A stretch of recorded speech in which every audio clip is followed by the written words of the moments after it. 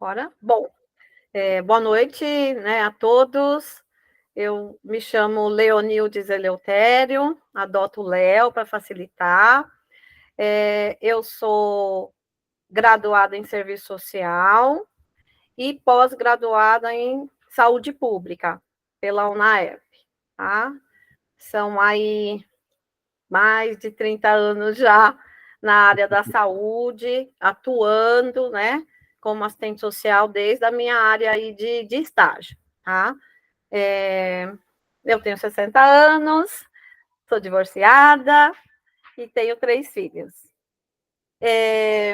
Vou falar um pouquinho para vocês da trajetória minha profissional, das empresas por onde eu passei, que isso acaba por dar noção também de locais que a gente passou, de empresas que a gente passou, e a dimensão que vai dando, né, essa experiência até nos dias de hoje, tá?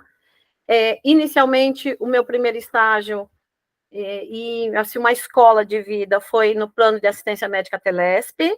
Eu fiz estágio lá, conheci programas na área da saúde, programas importantes que começaram, então, que iniciou, vamos dizer assim, o meu conhecimento, né, como assistente social, como estagiária, mas onde eu conheci profissionais bem importantes, profissionais também de referência de cada programa que o plano da assistência médica Telesp tinha, e cada programa desse tinha um estagiário de serviço social, um estagiário de psicologia, e era um grupo grande, né? Então, eu falo que foi uma escola de saúde para mim, né? Depois de eu ter sido estagiária no plano de assistência médica Telesp, eu consegui depois voltar como profissional para o plano de assistência médica Telesp, onde eu fiquei 6 a 7 anos lá, e só saímos porque privatizou. Terminou a Telesp, privatizou, eu fui trabalhar em empresas de home care. Trabalhei em 3 empresas de atendimento domiciliar, né? O Home Care aqui em São Paulo, Staff Builders Home Care, Ideal Care, e uma terceira que hoje já não existe mais, mas eu trabalhei, então, em 3 empresas de home care, já onde começou esse universo do atendimento domiciliar. Do home care, eu fui trabalhar posteriormente ali no Hospital São Joaquim, pela Unimed Paulistana, fui coordenadora de serviço social lá, já foi uma experiência também bem bacana, que era coordenadora de serviço social e SAC. Então, começou a área hospitalar a entrar na minha carreira, que também nos dá uma outra visão, né? De uma instituição, onde as pessoas vão lá, uma instituição verticalizada, né? Hierarquizada, né, doutor Máximo? E aí foi a minha passagem, então, por hospital. Terminando no Hospital São Joaquim, eu fui trabalhar, deixa eu ver se eu me lembro, na PAI de São Paulo. Conhecida, uma instituição, né, riquíssima de conhecimento, de atendimento à deficiência aqui em São Paulo. E eu fui trabalhar no primeiro núcleo descentralizado da PAI, que foi em Itaquera, um núcleo de estimulação, só com crianças de 0 a 7 anos, para fazer a estimulação dessas crianças, né? Quer dizer, participar. Quem fazia a estimulação era a fisio-fono-TO, e eu, com a psicóloga, atuávamos, então, com a família, né, com a mãe, com o pai, com o grupo familiar, tá? Em reuniões em grupo, etc. Né? Saí na PAI, fiquei 5, 6 anos também. Geralmente é só desse tanto para frente, de 5 a 6 anos, né? Saí da PAI, fui trabalhar no AMA Guairacá, que é um ambulatório médico de especialidades aqui próximo à minha residência, e foi onde trabalhar com várias especialidades também foi importante, neuroortopedista, ou seja, essa composição que tem no AMA, né, especialidade. Então, você convive também com diversos médicos, com especialidades diferentes, um a cada dia, isso só foi enriquecendo, né? E neste momento que eu trabalhei no ambulatório de especialidades Guairacá, eu associei com a Petrobras. Foi onde eu tive aí por 6 anos, quase 7, eu falo 2 empregos, então eu fazia na Petrobras de manhã e depois eu me direcionava para o ambulatório de especialidades à tarde. Né? Na Petrobras, nós fizemos, né, doutor Márcio, era o gerenciamento do atendimento domiciliar, dos funcionários e seus dependentes, um programa específico da Petrobras, né, que tem uma característica própria, muito rica na assistência, e foi bem importante também. E aí continua a assistência domiciliar no meu currículo, né, o gerenciamento da assistência domiciliar. Doutor Máximo deve lembrar, nós que liberávamos ou não liberávamos, que conversávamos muito, discutíamos os casos com as empresas de home care que prestavam serviço, então a gente tinha um papel extremamente importante, né, nesse gerenciamento, né, na qual a doutora Maria Tereza, né, estava com a gente, né, como coordenação. E agora, atualmente, após sair da Petrobras e do Guairacá, fazem 4 anos que eu estou atuando nesse programa que chama Melhor em Casa, na linha do governo federal, né, estadual, desculpa, e adaptado à municipalidade, né? E isso tem um papel muito grande de humanização, né, Léo? É por isso que eu dei esse nome, né, o Melhor em Casa, então é o programa.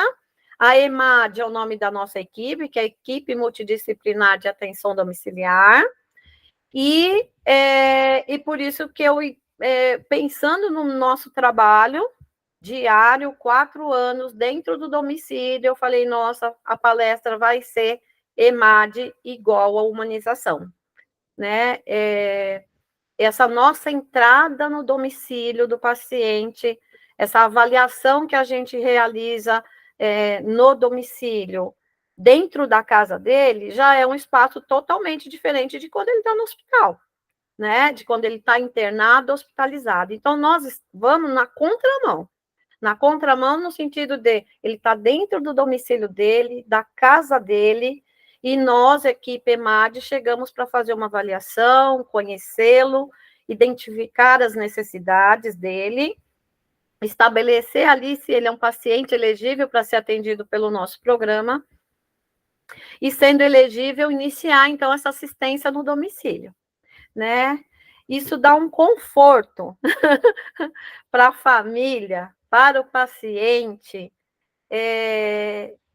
isso dá uma segurança, porque nós estamos dentro da casa, né? Junto com os familiares, em parceria com quem a gente elege como cuidador, né? Esse cuidador é um familiar ou é um cuidador contratado, que é necessário para o programa, é condição sine qua non, tem que ter essa pessoa identificada, para que a EMAD, que tem o objetivo de assistir no domicílio, de treinar essa família, de treinar esse cuidador para esses cuidados, é um trabalho riquíssimo, é um trabalho belo que nós fazemos, onde as famílias, o paciente, são muito gratos ao que fazemos, né? Ficam extremamente satisfeitos, e alguns ficam até indignados, mas no SUS tem isso, né? Eu não sabia que tinha. Nossa, eu retiro minha crítica ao SUS, porque antes eu falava mal.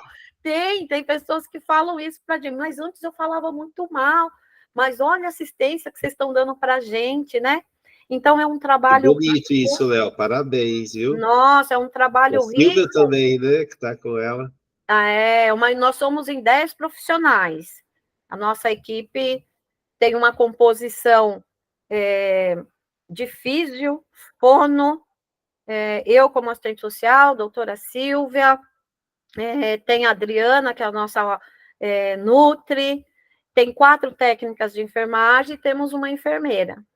Então, e um administrativo que fica interno. Agora, o restante é o tempo todo o nosso trabalho, 80% é no domicílio, é na rua, é fazendo as visitas, é acompanhando esse paciente.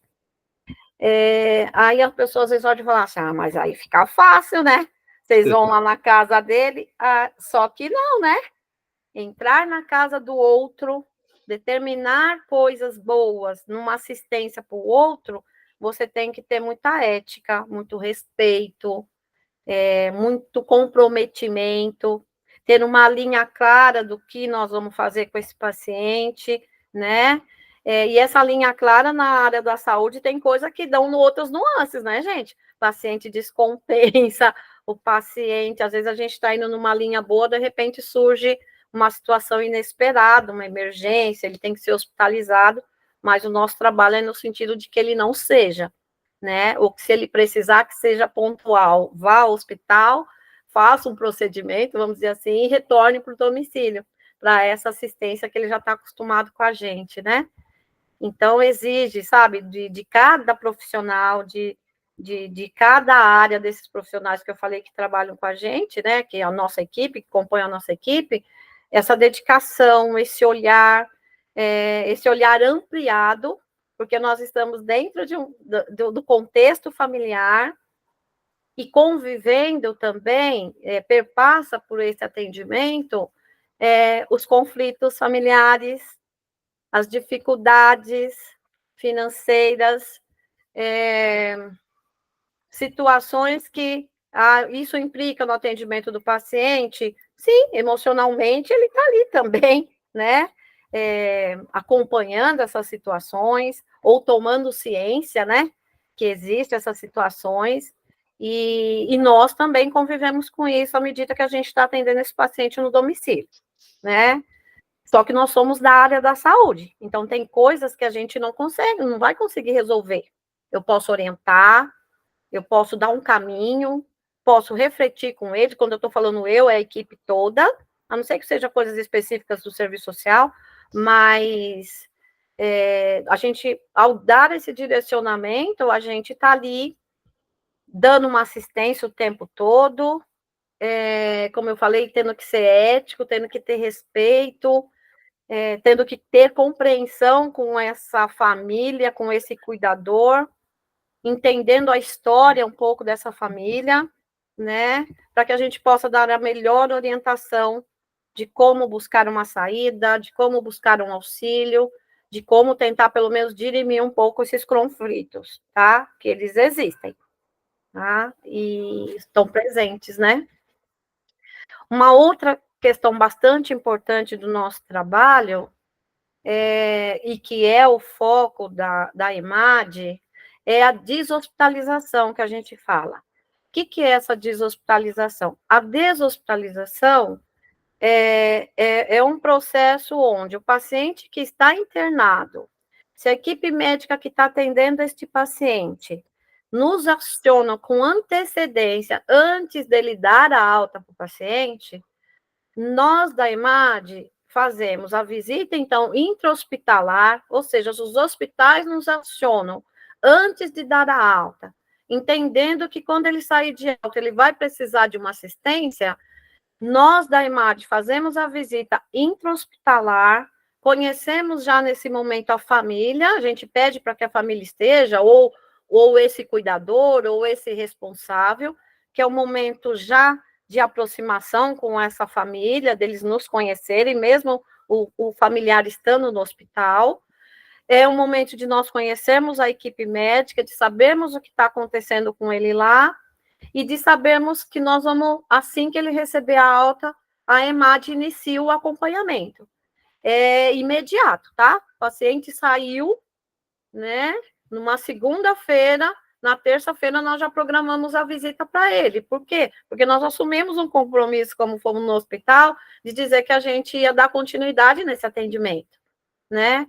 E muitas das vezes o paciente sai numa condição onde a família não conhecia esse momento do paciente, né? Por exemplo, um paciente que sai com uma traqueostomia, com uma gastrostomia, que sai necessitando de oxigênio, de um CPAP, de um BIPAP, são momentos que ele não viveu, às vezes, antes. Às vezes o paciente, até o momento que teve um episódio, foi um AVCI, ou foi um AVCH, ou foi uma fratura, até esse momento ele tinha uma condição. E se ele vai sair com uma condição diferenciada e com uma necessidade ainda de uma assistência, né? Então, é neste momento que a gente mostra que a gente está apto para isso, quando a gente vai, que a gente está próximo e que a gente vai poder ajudá-los. Isso conforta demais o coração. E eu falo isso pensando num familiar meu, se fosse necessário, né? Mas é as situações que a gente acompanha diariamente, né? A família já fala, nossa, que bom! E muito diferente quando os hospitais, em não nos solicitando antes, dá alta para o paciente, encaminha assim, dá uma cartinha, dá um encaminhamento para a UBS, a UBS de referência, né, do paciente, isso acaba por ter um hiato, né? Até que a equipe de atenção domiciliar possa conhecer, ou até que ela possa fazer uma visita. Às vezes ela já conhece, porque a atenção básica, as equipes conhecem os pacientes, conhecem as famílias, né? Onde tem estratégia da saúde da família, isso é imediato. Tem UBSs que são UBSs tradicionais, onde é o paciente, o familiar que tem que ir até o UBS, não tem os agentes comunitários. Mas, querendo ou não, se é a UBS de referência, ele está no grupo, né, para ser atendido na atenção domiciliar. Então, só que neste momento que o hospital não nos aciona para essa deshospitalização, acaba, até que a UBS possa fazer uma visita, identificar uma necessidade também nova, acaba por ficar um hiato, e esse hiato é um momento que aí não aquece o coração das famílias, não. É um momento onde eles ficam extremamente preocupados, vão buscar, às vezes, atendimento particular até sem condição, para poder resolver aquele momento, né? Ou até a UBS nos acionar, tá? A gente tem isso nesse programa, né? Então, ou o hospital nos aciona antecipado, ou se ele não nos acionar, que a gente receba só que o paciente saiu de alta, nós também vamos programar a nossa visita, a gente tenta agilizar, porque a gente sabe, já é sabido da nossa equipe que pode ocorrer esse hiato, ou que já está iniciando o hiato, momento de dificuldade para a família, tá? E tendo a equipe EMAD, não precisa passar por esse apuro, né? Uma outra coisa bastante importante na deshospitalização, eu costumo dizer que os hospitais ainda não se apropriaram da EMAD, que é da nossa equipe, porque a deshospitalização visa também aquele giro de leito mais rápido, né? Porque se ela tem como acionar a EMAD mais rápido, ela consegue fazer um giro de leito mais rápido, né? Os nossos hospitais em São Paulo vivem lotados, né, gente? A gente sabe da capacidade, né? E de leitos extras até necessários a serem colocados. Mas, então, esse giro de leito, a hora que os hospitais se apropriarem, mas com bastante propriedade mesmo, que a EMAD, que a rede do SUS tem outros recursos, tem outros programas que podem atender e auxiliar, aí a gente vai ter uma condição melhorada nessa saúde que hoje já é deficitária, né, gente? É bastante gente, né? Pensando em São Paulo, principalmente, né? É bastante deficitário, mas nós estamos para ajudar. A EMAD está aí para isso. E não existe EMAD só em São Paulo, existe EMAD aí no estado de São Paulo inteirinho, tá? A nível Brasil também tem, na verdade. EMADs a nível Brasil, tá? E como acessar o EMAD? Assim como tem o Busca Saúde, o Busca EMAD das UBS, de qual é o UBS de referência desse paciente por endereço, também existe a EMAD, Busca EMAD, tá? Então, talvez possa ser um assunto novo para muitas pessoas aqui, mas é um programa que já existe aí desde 2011, né? E a EMAD que eu trabalho é desde 2020. Então, foi uma EMAD nova, criada na supervisão Cachoeirinha Limão, onde a gente atende aí 10 UBSs. Essas 10 UBSs foram identificadas, elas podem nos acionar os pacientes que elas atendem que estejam no critério de elegibilidade. Já falando em deshospitalização, nós, qualquer hospital que nos acionar, nós vamos fazer a deshospitalização, mesmo que essa UBS não seja, e não esteja nessas 10, entende? Quando eu falo em deshospitalização, que é o principal objetivo da EMAD, nós atendemos. Ele sendo elegível para a gente, nós vamos atender. Ô, Léo, mas vocês atendem a cidade toda ou é uma região? Não, então, nós estamos na supervisão Cachoeirinha Limão, né? Porque a prefeitura é dividida por supervisões, né? E até coordenadorias. Aqui eu trabalho é Cachoeirinha Limão, e aí a gente atende 10 UBSs dessa supervisão. Tá? Mas, por exemplo, tem a EMAD lá da Vila Penteado, que já atende a região da Vila Brasilândia, também é pela mesma empresa que a gente atua, que eu atuo, que é a Associação Saúde da Família. Tá? Mas tem EMAD em Pirituba, tem EMAD na Zona Leste, tem EMAD no estado de São Paulo, no Brasil, para atender aos pacientes elegíveis. Aí tem um site que faz essa busca, qual que é a referência de cada região? É da prefeitura, você entra no site da prefeitura, aí assim como tem a busca para os UBSs, né, para saber qual é o UBS pelo endereço do paciente, né, porque a prefeitura faz essa divisão, né, existe o Busca EMAD. Que legal. Existe o Busca EMAD. Mas as pessoas já nos descobriram, independente, assim, às vezes de nós não sermos acionados, os hospitais nos acham, e aí a gente vai estabelecendo essa parceria. Já são 4 anos, nós já recebemos solicitações da Zona Sul, de paciente da Zona Norte, ou da nossa região de atendimento, que estava internado no Hospital Vila Santa Catarina, em São Paulo, que hoje é referência em oncologia.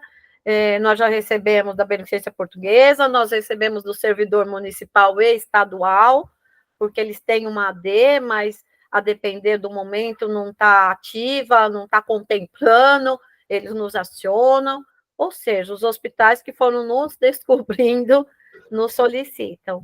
E lá na nossa região, o Hospital Cachoeirinha, Hospital e Maternidade Cachoeirinha e o Hospital do Mandaqui, que são as referências da nossa região, eles nos acionam também, tá? Para fazer esse trabalho de atendimento domiciliar, né?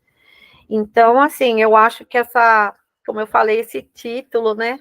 Humanização e EMAD é perfeito, é complementar, e é isso que nós fazemos no domicílio, um trabalho humanizado, porque pensando no que é a humanização, nada mais é do que um conjunto de ações, né, que você realiza, ou ações que você toma para poder tornar esse momento de internação, seja no hospital, vou colocar a palavra que me veio agora, mais confortável, mais humano, e nós estamos lá no domicílio, fazendo isso diariamente.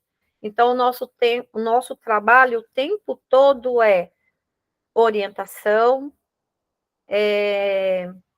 respeito, como eu falei, a parceria com esses familiares, a parceria com esse cuidador, ajudando ele no entendimento desse momento, ajudando a família no entendimento desse momento, e a transpor esse momento. Então, eu fiquei pensando, desde que o doutor Máximo me convidou, falei, nossa, o nosso trabalho de EMAD é humanização o tempo todo, né? E dentro da casa dele. Então, é bacana, é isso, né? Nosso trabalho, como eu falei, é bastante rico. E quem entra para a EMAD para trabalhar numa assistência domiciliar se apaixona. E geralmente não quer sair, porque é diferente, né? Na contramão de quem está no hospital, de quem está no UBS, em qualquer serviço de assistência médica, né? E nós estamos lá no domicílio, então é desafiador. Né? Eu tenho 5 minutos, deixa eu ver se eu esqueci aqui de falar alguma coisa. Acho que não. Não esqueci de falar nada, né? Doutora Silvia, por favor, me ajude se eu esqueci alguma coisa, mas acho que não, acho que o principal eu falei. Né? Acho que dá até para falar um pouquinho da classificação. O que é essa classificação? Isso eu não tinha colocado, mas se eu tenho 5 minutos, dá para falar. Os pacientes, existe uma classificação, quando nós fazemos essa avaliação de elegibilidade, que se ele classificar como AD1, esse AD1 é o paciente que é atendido pelo UBS, já na atenção básica, né? Só que ele é um paciente AD1 que pode, ao longo, vou dar até já um exemplo, um paciente com Alzheimer, onde esse Alzheimer, infelizmente, faz com que o paciente vai tendo aquele declínio clínico, vai ficando mais debilitado, a ponto, às vezes, como eu falei, de ressair, precisar de uma internação, e sair com um dispositivo, uma gastrostomia, coisa que até então ele antes não fazia, comia por boca, como a gente falava, como a gente fala, por via oral, e ele vai sair com uma gastrostomia, é um declínio. Esse paciente, ele começa a sair, ele sai desse AD1 e a gente classifica ele como AD2. Então, esse paciente AD2 é um paciente para imagem. O paciente AD3 é um paciente para imagem. Aí você fala, e quem é o paciente AD3? É um paciente complexo, é um paciente com patologia crônica, crônica degenerativa, já com esses dispositivos, às vezes mais que um, né? Tem pacientes que saem com os 2 dispositivos, 3, uma sonda vesical de demora, uma gastrostomia, uma traqueostomia, é um paciente mais complexo, é um paciente mais grave, é um paciente geralmente idoso, né? E que precisa dessa assistência dessa equipe com uma maior frequência que a atenção básica consegue dar, entende? Então, esse AD1 é da atenção básica, a partir do momento que ele entra numa gravidade ou entra numa nova situação com as comorbidades, aí ele passa a ser um paciente elegível ou que a equipe já pode falar, puxa, talvez a IMAD possa assistir, né? E aí, no que eles nos solicitam a avaliação, a gente faz a avaliação, faz a classificação, e a depender, ele é um paciente elegível para IMAD, tá? Ô, Léo, aí uma dúvida, essa classificação é pelas escalas BMID? Então, lá em home care, a gente usava bastante isso, né? Aham. A BMID. Na EMAD existe um instrumento de elegibilidade criado pela equipe técnica da prefeitura que nós utilizamos.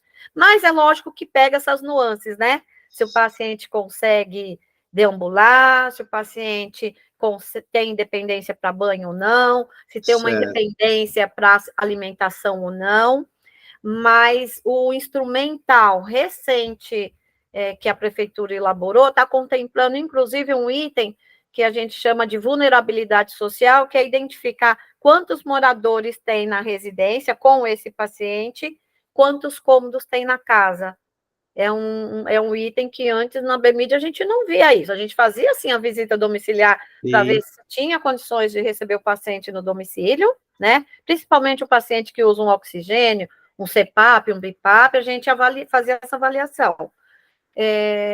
Essa avaliação hoje, ele pontua para a gente entender se já existe uma vulnerabilidade, né? Às vezes uma casa pequena, com muitos moradores, e qual é a condição, né, de moradia, qual é a condição desse paciente. Então, se criou um instrumental recente, e tem acho que uns 6 meses, que a gente está colocando em prática, e que daqui a um tempo, com certeza, já vai ser revisto para ver se está fazendo sentido, né?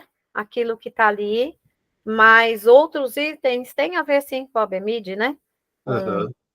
E muitas questões das internações, Máximo, internações e reinternações. Isso ele também pontua, sabe? Está reinternando muito, né? Certo. Ele vai ter uma pontuação maior, que provavelmente vai fazer com que ele seja elegível, como eu falei, para a IMAD. Que é olhar para isso, tentar com que ele não fique internando interna, reinterna, interna em um hospital, depois interna em outro, porque depende de uma vaga, depende daquele sistema de SUS, quando o SAMU leva, vai levar para onde tiver vaga. Então, às vezes o paciente começa, né, a permear por vários serviços e acaba por não ajudar muito, né? Cada um tem um entendimento, cada instituição, né? Mas esse é um fator importante também que eles colocaram nesse instrumental. Tá? Tá ótimo. Eu acho que é isso. Excelente, Léo. Parabéns, viu? Eu espero que consigam passar aí com muita clareza as informações foi excelente. E trazer para as pessoas que estão com a gente essa informação de que um familiar pode ser assistido, de que um vizinho, às vezes, pode estar com necessidades, um amigo, e nem todo mundo tem convênio médico, mas o SUS tem esse trabalho, tá bom? E conte com a gente. Bacana. A Carol tem uma pergunta, né, Carol? Vamos lá. É porque, para mim, é um tema muito novo, interessante. Eu não sou da área da saúde, então, talvez minha pergunta seja até um pouco ignorante, mas eu realmente não entendo absolutamente nada. Não, fica à Está sendo vontade. muito legal para mim aprender. Eu queria, assim, são várias perguntas, mas eu vou fazer duas. Tá. Minha cabeça aqui está com várias dúvidas.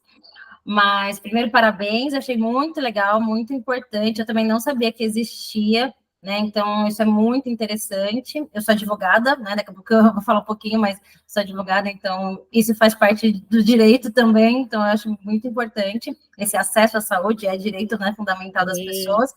Então, é legal saber que existe no SUS.